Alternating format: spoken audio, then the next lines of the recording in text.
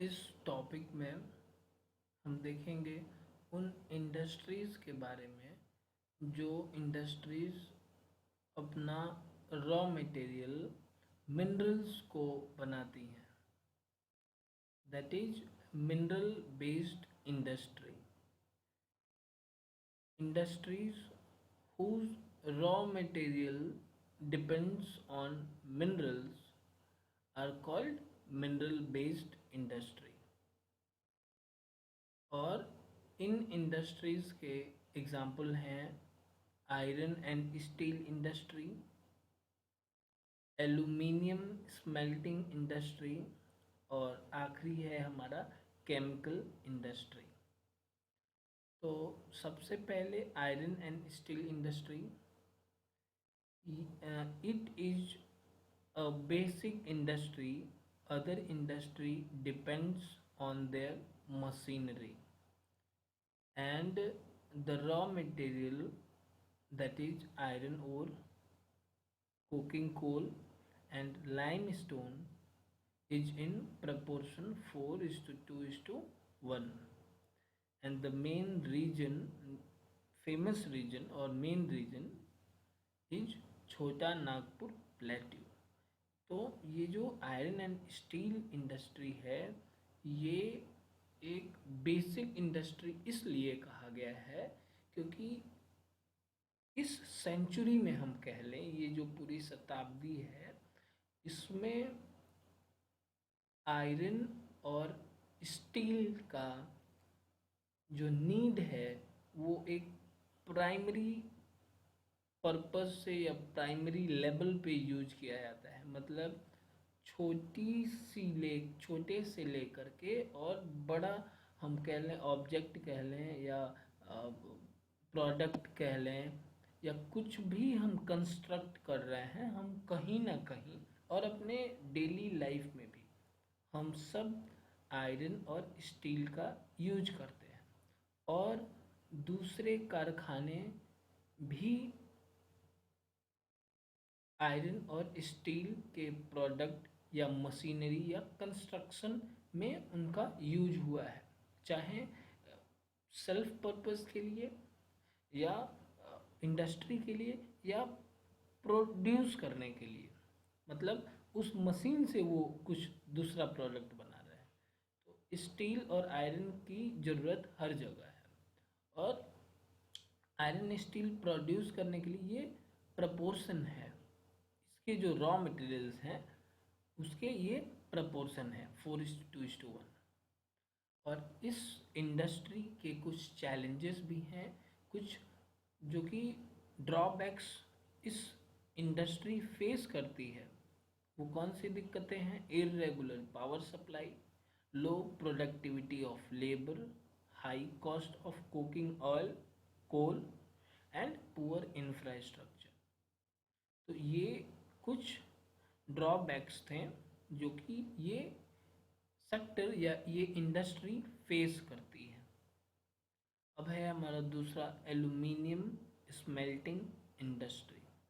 तो aluminium industry क्या है? ये गुड कंडक्टर है, जो एल्यूमिनियम है मेलिएबल है और स्ट्रॉन्ग है, मीन्स लचीला है और साथ ही साथ स्ट्रॉन्ग है। इसको हम कहाँ यूज कर सकते हैं? और इसको हम सीट्स में बड़ी आसानी से भी कन्वर्ट कर सकते हैं। इसको हम कहाँ यूज करते हैं? तो मेकिंग एयरक्राफ्ट वायर्स यूटेंसिल्स। और कौन से रीजन्स हैं? तो वो है हमारा वेस्ट बंगाल, उड़ीसा। और रॉ मटेरियल क्या यूज होता है? तो रॉ मटेरियल में है बॉक्साइट। तो ये कुछ चीज़ें थी जो कि एल्यूमिनियम इंडस्ट्री से जुड़ी थी। अब है हमारा केमिकल इंडस्ट्री। केमिकल इंडस्ट्री के जो प्रोडक्ट्स हैं वो हैं sulphuric acid, nitric acid, synthetic fibres and plastic products. तो जो केमिकल इंडस्ट्री है वो इन चीज़ों पे काम करती है। मतलब ये चीज़ें प्रोड्यूस करती है, ठीक है। और ये 3% कंट्रीब्यूट करती है ये इंडस्ट्री टोटल जीडीपी में। अब है फर्टिलाइजर इंडस्ट्री। इसके क्या प्रोडक्ट्स हैं, ये क्या बनाती हैं, तो नाइट्रोजीनियस फर्टिलाइजर्स। क्या रॉ मटेरियल यूज करती है, तो पोटैश। और ये वो इंपोर्ट करती है, मीन्स दूसरे कंट्री से लाती है। और growth of this industry happens after green revolution, that is due to HYV seeds।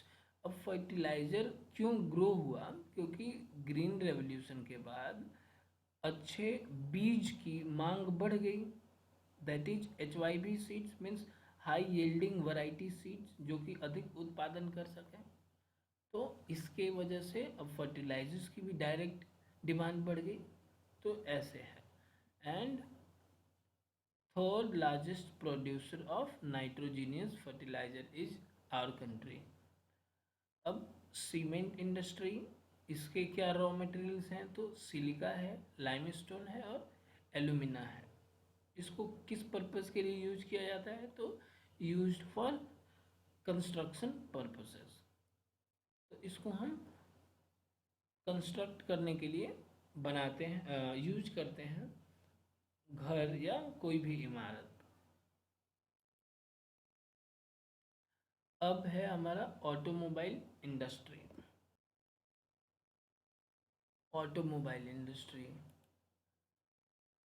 अब जो ऑटोमोबाइल इंडस्ट्री है ये क्या मैन्युफैक्चर करती है, क्या प्रोडक्ट्स बनाती है, तो वो प्रोडक्ट्स बनाती है जो कि मूवेबल हो, मीन्स से जो कि मूव कर सके, तो वो है कार, बस, ट्रक्स। और हमारे देश में India has 30+ automobile industry, means जो कारखाने हैं वो 30 से अधिक हैं हमारे देश में, जो कि प्रोड्यूस करते हैं। वो कहाँ कहाँ हैं, तो दिल्ली, गुरुग्राम, पुणे जैसे बड़े शहरों में। एंड ये पिछले 10 वर्षों में ये सेक्टर और भी ग्रो किया है, that is boosted in last decade. बाकी है हमारा information technology, that is IT sector.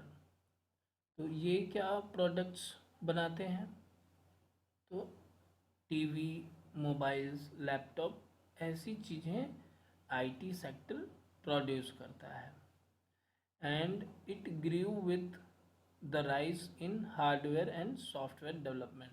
और जाहिर सी बात है आईटी सेक्टर का डेवलपमेंट कब होगा, जबकि किसी भी कंट्री में या किसी भी इकोनॉमी में उसमें लगने वाली चीज़ें जैसे कि हार्डवेयर और सॉफ्टवेयर जैसी चीज़ों का डेवलपमेंट होगा। मतलब उसका वो या तो सॉफ्टवेयर जो है उसको बनाया जा रहा है, प्रोग्राम किया जा रहा है अपने देश में, और हार्डवेयर जो भी है मैंने उसमें लगने वाली जो भी चीज़ें हैं जो टेंजिबल है जिसको हम छू सकते हैं, तो उसको वहाँ पे क्या कर जा रहा है, बनाया जा रहा है।